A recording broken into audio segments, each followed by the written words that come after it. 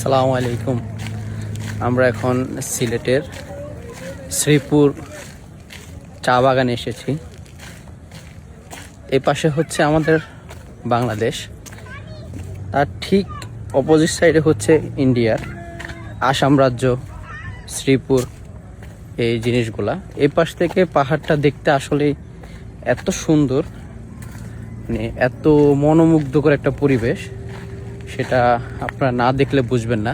দেখুন না পিছনের অবস্থাটা কি সুন্দর, কি মনোরম পরিবেশ। এখানে আসলে যে কারোরই আপনার হচ্ছে মন খারাপ থাকলে মন ভালো হয়ে যাবে।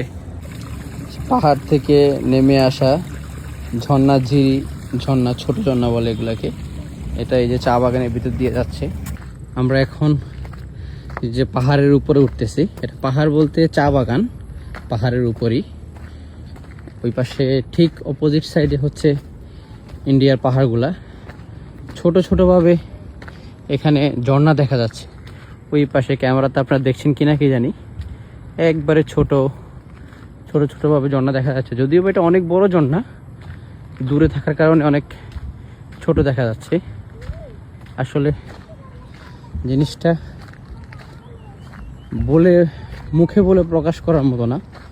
এত আল্লাহর অপরূপ সৌন্দর্য, আল্লাহর এত বড় নিয়ামত, সেটা যদি না ঘুরেন, না দেখেন কখনো, আপনারা এটা কল্পনাও করতে পারবেন না। এত সুন্দর, মাশাআল্লাহ, আলহামদুলিল্লাহ, আল্লাহর কত বড় সৌন্দর্য, নিয়ামত আমরা এখান থেকে দেখতেছি। একরকম মনে হচ্ছে আমরা কাশ্মীরের কোনো পাহাড়ের উপরে উঠতেছি।